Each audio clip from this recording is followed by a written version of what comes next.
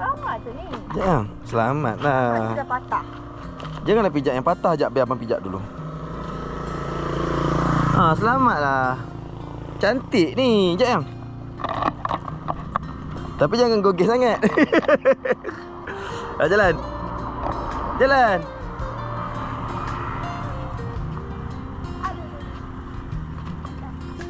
Sini. Wah, cantik ah. Kah sini kah? Alah, paling-paling pun berebus.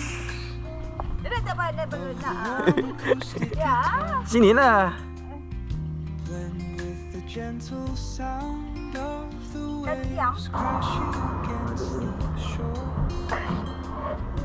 Ini ah.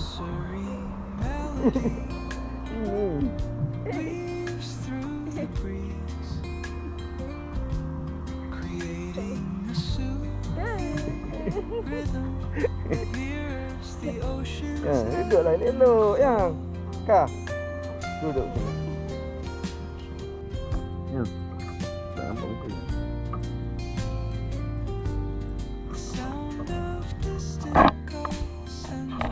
Dalam susah. Ya, rapat yang.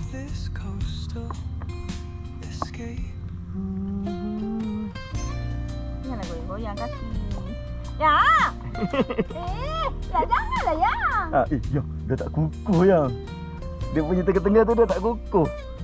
Pergi yang. Yang betul seorang yang apa perasan yang. Ya, apa perasan benda tu tak kukuh. Okey, kaki kat ibu. Okey, elok-elok. Okey. Sekejap.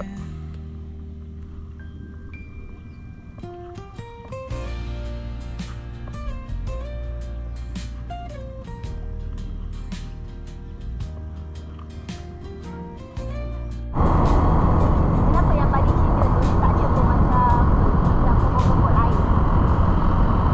Sebab dia baja.